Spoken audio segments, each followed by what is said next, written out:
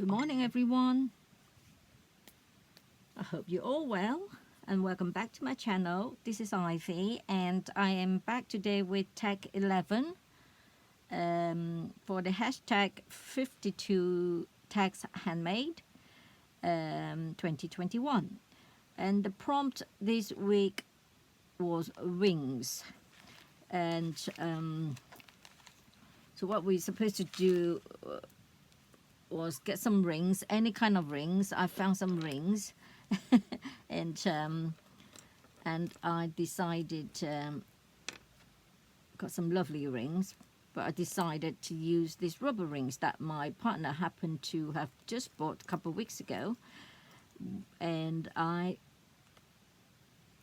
got a few off him.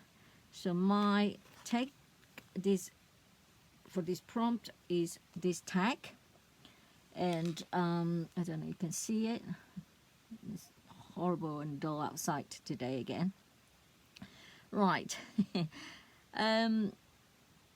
I didn't quite look forward to doing this week because I just thought rings. Right. So I got the rubber rings and then I decided to rub them in this silk floss that I happened to have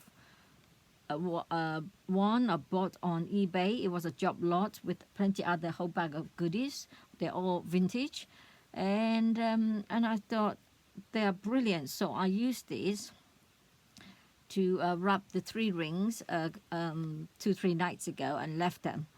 Didn't think nothing of them, and I have to say though, these floors are a bit of a challenge because they are, you can see they are a bit like fuzzy when you you know, like wool, you know, they get fluffy on the edges, so you could see a bit of a fluffiness on the top. What you can't, but I can. So I made them 3 rings 3 nights ago, left them on the sofa, and decided to just leave them until I get time to start making. So last night I decided to sit down and start making them. So I got this fabric. This is like silk. I got this from my sari bundle that I bought from Dust Fairies, and I just love this. This is silk, and I just love the embroidery on it and the color. So I cut a bit off the edges, which you can see, here you go, it's already got this lovely free edge, but the rest of it, the edges, they are a bit of a pain, as you know, with silk, it just frays everywhere. So I use blanket stitch, and underneath I have got a piece of felt. So I use blanket stitch and using the blue metallic thread. Reason being that because I've used blue, I wanted to bring it out a bit, so not that you can see a lot, but it's there. So I use blanket stitch around, except for this edge. I just use, this is the edge where I've got this natural frays there from the fabric. I just use running stitch along there. And then, right, let's do the, at the back here I've got a piece of flower applique, which is just lovely, but it's all covered up, but you got a little bit here. I used couching, or is it stab stitch, just to secure this applique onto the fabric. And I was going to put the rings on top of the applique, and then maybe put a bunch of 3 flowers on there, in the middle one. And because these 2, I have tied a piece of this beautiful old antique lace that I forgot I had, and it is one of the first pieces of lace I bought 2 years ago when I first started, and you can tell it is just in tatters, you know, because it's so delicate and so old. It's just falling apart. When I first got this, I started out doing a fabric journal, and I used this to line the pages. And had I known that, I would have done that. I would have saved it. And because it's so beautiful. And I was looking around in my baskets full of laces, and I saw that, and I didn't realize I'd still have a bit left. So I tried to salvage all the edges that is all frayed and torn, and didn't want to throw it out. You can see here. So I managed to get a piece, and then I gathered it at the bottom, and then I did a running stitch to secure it on. As you can see, the slightest pull and it will fall apart. It is so feather light. Honestly, you can't even feel it on your hand. It's that light. I love it because it's all scraggy and it's, all torn.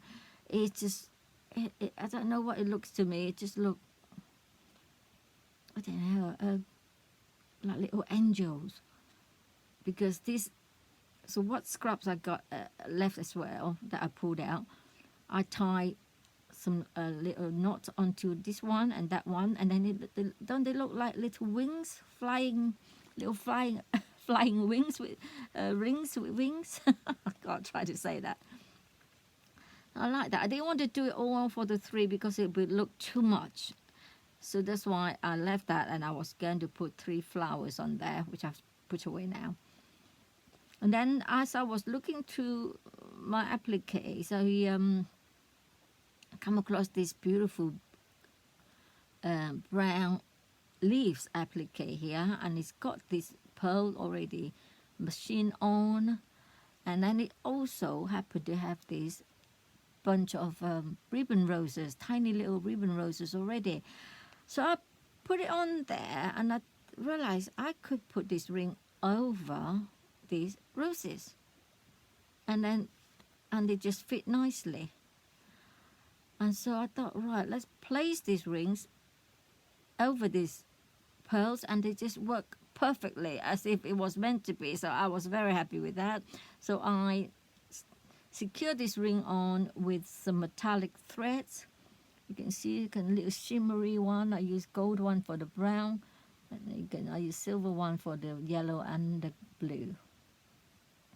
So so that is how it turned out. Without planning, it was just putting a few things on and see how it goes. Originally, it was supposed to be just a couple of scraggy little bits of laces tied on. And I thought, right, I quite like it. It just looked all torn and tattered, and it's just like a steampunk, isn't it? It looks a bit steampunk to me, but I don't know. But it's so shabby. I love it. So here we go. This is my take for week 11 for rings. So I hope you like what I made, and look forward to the next prompt in 2 days. So thank you, everybody, and I'll see you next week. Bye-bye.